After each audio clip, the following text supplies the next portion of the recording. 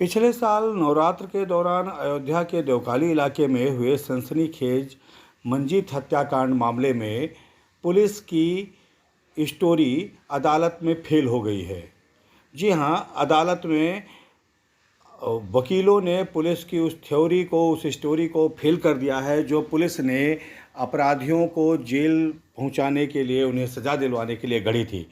Police की story किस तरह से कमज़ोर पड़ी, क्यों पुलिस ने फर्जीवाड़े का सहारा लिया, ये सब कुछ बता रहे हैं वरिष्ठ अधिवक्ता मार्तंड प्रताप सिंह। उन्होंने बताया कि किस तरह पुलिस ने मंजीत हत्याकांड में खुलासा करने के दबाव में आकर फर्जीवाड़ा किया है। किस तरह का फर्जीवाड़ा पुलिस ने किया है वो अधिवक्ता से सुनिए, बता रहे हैं, और क्यों असली अभियुक्तों को पुलिस जेल नहीं पहुंचा पाती, सज़ा नहीं दिलवा पाती है, ये भी आपको इस बयान से वरिष्ठ अधिवक्ता मार्तंड प्रताप सिंह जो बता रहे हैं उससे पता चलेगा। में मामला ये था, ये 13/10/21 की घटना है। देवकाली कोतवाली नगर क्षेत्र में पड़ता है मोहल्ला, वहीं के पास दुर्गा पूजा आयोजन के समय की घटनाएं हैं। इसमें प्रकरण ये था कि मुल्जिमान 9 लोगों को इसमें नामजद किया गया था। इन 9 लोगों ने वादी मुकदमा कमलेश यादव के लड़के मंजीत यादव की उसके घर में घुस के हत्या की थी। उसमें मंजीत यादव की ऑन स्पॉट मृत्यु हो गई थी और उसकी 2 सगी बहनों को फायर आर्म इंजरी आई थी। वो लोग गोली की चोटें उनको आई थी और यहाँ से सीरियस होने के कारण उनको यहाँ से रिफ़र कर दिया गया था और अभी भी उनका इलाज लखनऊ मेडिकल कॉलेज से चल रहा है। इस घटना के अनुक्रम में अभियुक्तगण 9 लोग नामजद हुए थे। उनको 302, 307 आदि 7 CLA वगैरह धाराएं आयद करके इनकी नामजदगी हुई और मौके पे 8-10 फॉर्चूनर गाड़ियाँ भी मुल्जिमान की बरामद हुई थी, जिनको वादी पक्ष और लोगों द्वारा तोड़ फोड़ के क्षतिग्रस्त कर दिया गया था। इसमें जो वादी मुकदमा ने FIR लिखाई थी उसमें उसने ये एलिगेशन लगाया था कि मेरा मुल्जिमान से प्रॉपर्टी डीलिंग को लेके, उसके प्लॉट को लेकर विवाद था।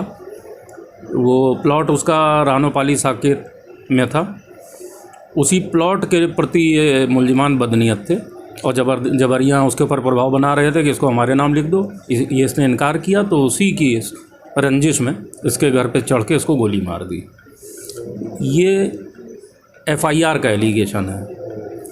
फिर उसके बाद विवेचना प्रचलित हुई।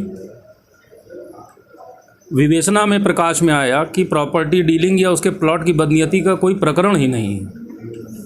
विवेचना में प्रकाश में आया कि मुल्जिमान में एक मुल्जिम है दिवाकर सिंह, जिसका यहाँ पे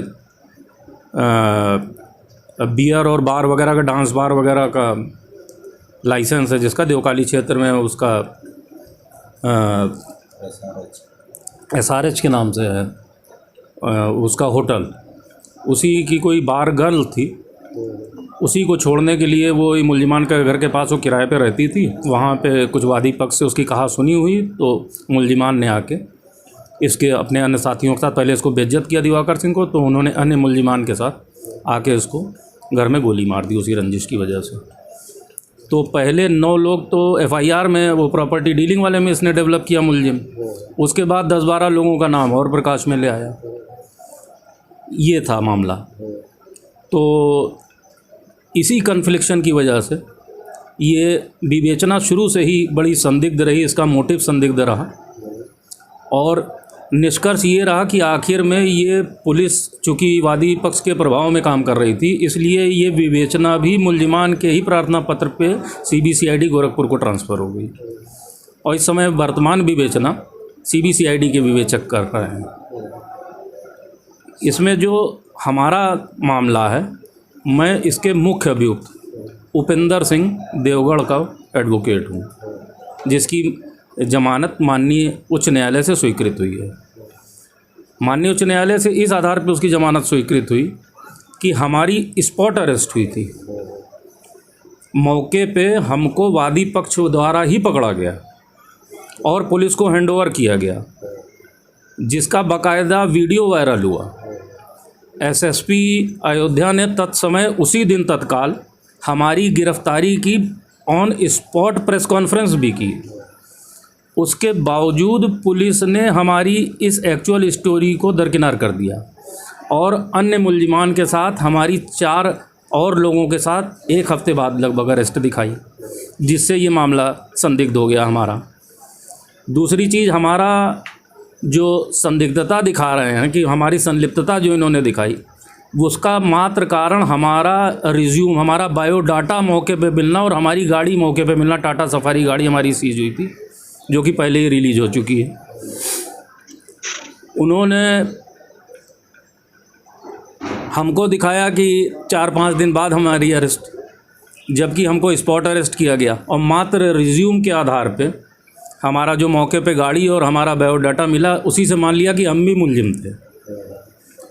हमने हाई कोर्ट, माननीय उच्च न्यायालय ने इस बिंदु को संदिग्ध माना, जो कि बहुत ही अहम बिंदु है, कि रिज्यूम से हमको मुलजिम डेवलप किया रिज्यूम के आधार पे हमारे, और हमारी कोई आइडेंटिफिकेशन वादी मुकदमा से या उसके घर वालों से, जो उसकी इंजर्ड बाकी दोनों बहनें थी मृतक की, जिनको फायर आर्म इंजरी थी, किसी से हमारी आइडेंटिफिकेशन परेड नहीं कराई गई उनके सामने, जिसको कि शिनाख्त कहते हैं।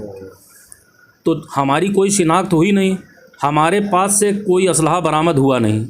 मौके पे एक पिस्टल से गोली चली है जो मृतक मंजीत यादव को लगी है, वो लाइसेंसी पिस्टल दिवाकर सिंह अभियुक्त के पिता हेमेंद्र सिंह की थी, और मौके से किसी प्रकार की न तो कोई इंजरी लाश पे थी किसी अन्य हथियार की, न कोई हथियार बरामद हुआ। तो मात्र हमारे रिज्यूम के आधार पे हमको मुलजिम बना दिया। इसी का संदिग्धता, मतलब मुख्य अभियुक्त होने के बावजूद, मौके से बरामद होने के बावजूद, ये विरोधाभासी पूरा सीरियल ब्लास्ट था। इसी आधार पे पुलिस कहानी को करारा झटका लगा और हमारी बेल माननीय उच्च न्यायालय से स्वीकृत हो गई। धन्यवाद। हम लोग हैं वहाँ पे, तब से कुछ देर पहले कुछ बदमाश वाहनों में आए थे और उन्होंने यहाँ पे फायरिंग की, जिसमें एक व्यक्ति जिनका नाम मंजीत यादव है, उम्र लगभग 32 वर्ष, उनको गोली लगी थी, उनकी डेथ हो गई है। 2 बच्चियाँ और वहाँ बैठी हुई थी जिनको भी छर्रे लगे हैं, उनको उनकी हालत अभी खतरे से बाहर बताया जाता, बट इनको रेफर किया गया है बेहतर इलाज के लिए। जो बदमाश आए थे उनकी गाड़ी यहाँ से छोड़ के भागे हैं, गाड़ियाँ मिल गई हैं, उनको आइडेंटिफाई कराया जा रहा है। एक उसमें से संदिग्ध को पुलिस ने पकड़ भी रखा है, उससे पूछताछ जारी है। जल्दी पूरे घटना का अनावरण किया जाएगा और जो भी इसमें दोषी होंगे उनको सभी को गिरफ्तार करके इसमें कड़ी से कड़ी कार्रवाई की जाएगी। अभी फिलहाल रंजिश का कारण स्पष्ट नहीं है, अभी परिजन कुछ बता नहीं पा रहे हैं, बट हमारी टीमें 4 टीमें तत्काल इस घटना के अनावरण में लग गई हैं। जल्दी ही जो भी इसमें अपराधी रहे उनको आइडेंटिफाई करके उनके विरुद्ध कड़ी कार्रवाई की जाए। जैसा मैंने बताया, एक व्यक्ति को इसमें पकड़ा भी गया है, इससे पूछताछ जारी है।